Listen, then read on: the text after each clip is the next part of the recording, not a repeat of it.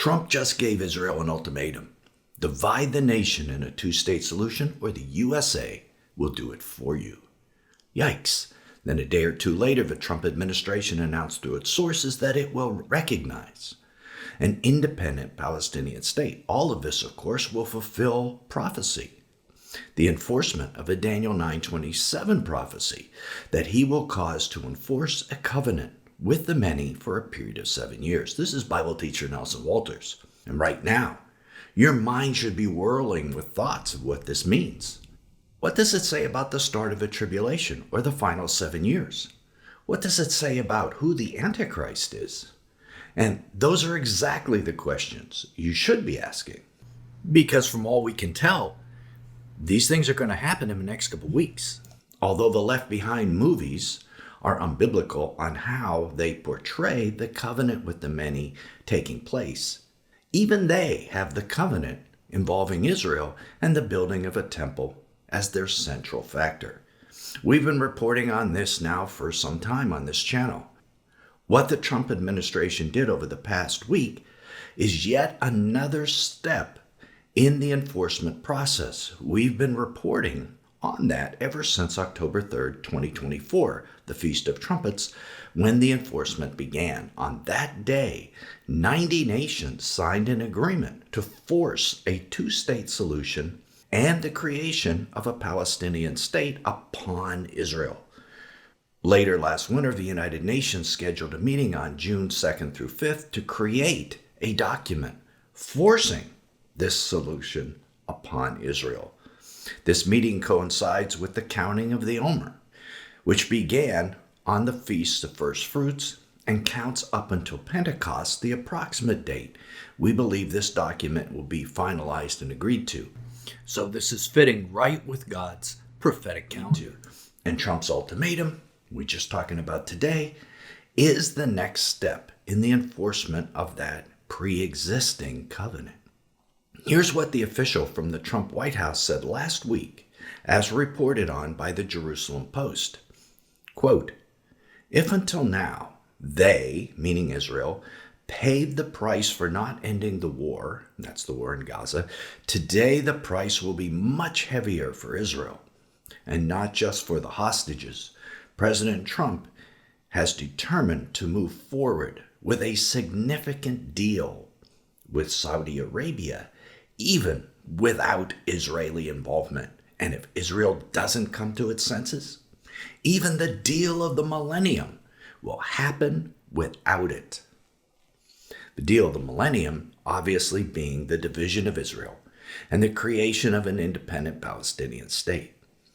The official said, quote, "The United States views its strategic realignment with Saudi Arabia as a priority. We hope Israel will board the historic train that has already left the station. But the USA will not wait at the platform." End of quote. These comments left the Israelis shaken. Several said afterward they were alarmed by what they described as a shift in the tone from an ally, Trump, who has traditionally been seen as backing Israel unconditionally, to one who now leaves Israel somewhat alone in the world. The train apparently has already left the station. Okay, you might be asking, how does this fit in with Bible prophecy? First, the division of Israel is a very offensive thing to Jesus and to the Father. The Abrahamic covenant granted the land to Israel forever. Forcing Israel to give up this land that God gave them is a great sin. And in Joel 3:2, Jesus judges the nations for doing precisely that upon his return. So it is what the covenant should be all about, not a peace treaty like Left Behind kind of implies. Will this deal of the millennium mark the start of the tribulation? That's the next question. The verse that describes the start is Daniel 9:27. As we reported previously, in many of our English translations, this verse mistakenly reads like this: "Then he shall confirm a covenant with the many 1 week." If you follow this channel, you know This may be one of the most tragically misinterpreted and misunderstood verses in the entire Bible. And perhaps, as we'll refresh your memory today, it may have been intentionally mistranslated about 1600 years ago. And if that's shocking to you, that most English Bibles today are mistranslating one of the most important verses in the Bible, well, we're going to explain that to you in just a little bit. But first, let's get to the next question, which is, he is going to do something to this covenant, probably enforce it. That means the Antichrist is afoot in all this. We know that Trump is involved. We know that MBS, who is Mohammed bin Salman, is involved. What about guys like the new Pope? What about someone like King Charles? We need to keep our eyes on all of these, so that's the second question. But before we get there, let's go back and look at the mistranslation issue, because everything focuses on that issue. Because identifying the Antichrist requires knowing what he does with that covenant. The center of this mistranslation issue is that word translated confirm, which some English Bibles even translate as make, that he will make a covenant. This conjures up a picture that started the Left Behind books and movies of an Antichrist sitting down and making a covenant with Israel, of an Antichrist negotiating and signing a covenant with Israel. Unfortunately, that is not what the verse actually says in the Hebrew Bible. In this previous popular video, we let a dozen Hebrew scholars translate this verse, and there'll be a link to that video at the end of this one. If you've seen that video, you know the word translated confirm is gabar, which means to strengthen or to enforce. In the Greek Septuagint translation from 200 BC, this same verb was translated as dunamuo, from which we get the word dynamite. It also means to empower or enforce. The Septuagint was translated 2,200 years ago, and they always knew at that time what the word meant. So in the days of Jesus in the first century, no one had any question about what that verse was saying. But sometime between the days of Jesus and today, the meaning was changed. We're going to find out about that. Plus, in Hebrew, the verb is in the hefel form, which means the person doing it only causes the covenant to be enforced. He doesn't do it directly.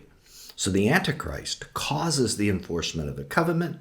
He doesn't sign or negotiate a covenant, and he probably does it behind the scenes.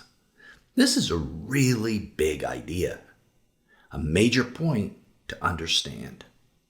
The Antichrist causes the enforcement, and maybe even behind the scenes. We probably won't see him do it. So the prophetic situation of the church is a mess. 99% of Christians today are looking for the wrong sign to begin the tribulation. They're looking for an Antichrist to sign a covenant with Israel, when in fact the covenant is already signed. It has to be a pre-existing covenant in order for someone to strengthen it or enforce it. There has to be a covenant first, which means if it happens, in the next 2 weeks, it's happening to a covenant that already exists. You can't strengthen or enforce a brand new covenant. You can only strengthen a covenant that already exists. And we're going to get to which covenant that is. You might also have questions about it being a 7-year covenant. Well, we'll know which covenant it is, you might say, because it'll be for 7 years. That's another misconception. You see, the 7 years is how long the Antichrist enforces the covenant. And he does this for a period of 7 years. So the covenant doesn't have a 7-year term. It isn't a 7-year covenant. The Antichrist enforces a pre-existing covenant for the entire 7-year tribulation. He only stops enforcing it when Jesus returns, because then he has no choice. This is why it's 7 years long. Jesus ends it. And the shocking truth is it appears this enforcement has already begun on the Feast of Trumpets last year and continues to be enforced.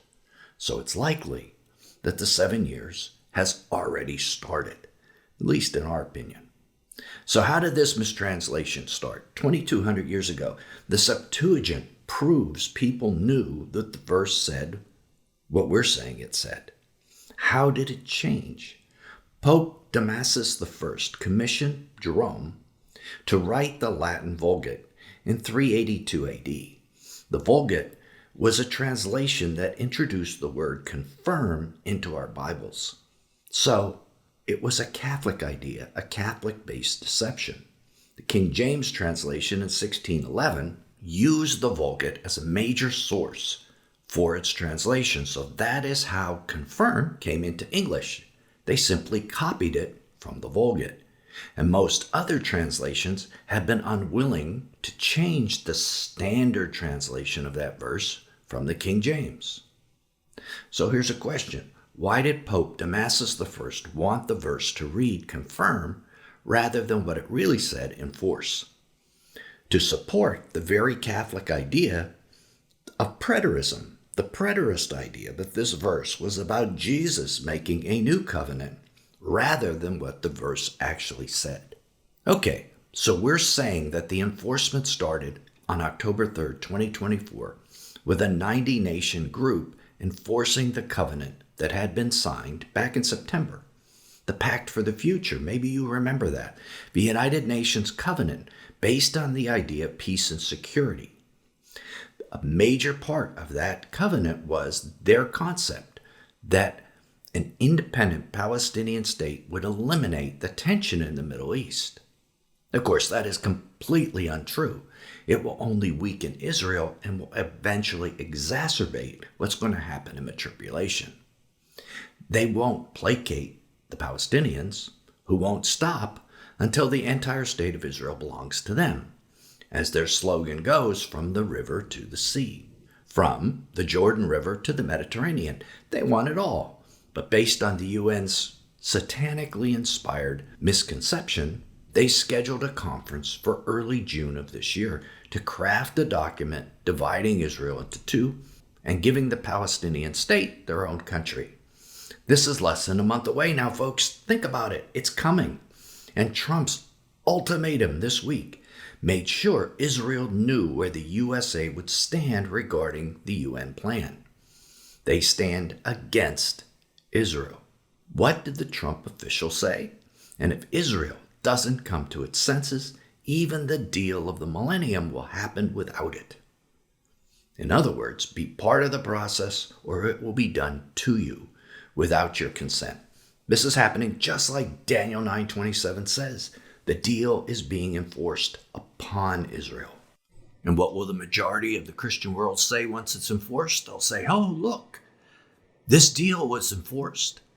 It looks like the tribulation has just begun, where in fact it actually started when the enforcement started back at the Feast of Trumpets 2024. But almost no one will see that. Everyone will think it happens now. So watch for that. Number two, if you are a pre-tribulation rapture believer, and maybe that actually is a possibility, we're not saying that there isn't a pre-tribulation rapture. We think it's unlikely, but you may think that it is likely. What are you going to think when this deal happens? Are you going to be looking for still something else? Or are you going to say, hey, maybe the tribulation has started. Maybe I should begin to think that I could be wrong. Not that I am wrong, but that I could be wrong. And maybe you will begin to prepare. That is my prayer for you. Okay, what about the Antichrist? Do these recent events show us who it is? Is it Trump? Is it Mohammed bin Salman, who's behind the so-called, quote, Saudi plan, as Trump calls it? Or is it the new Pope? Or is it King Charles? Or there are a dozen possible Antichrist candidates walking around right now. How can we know which one it is? Whoever is behind the scenes calling the shots is still invisible to us.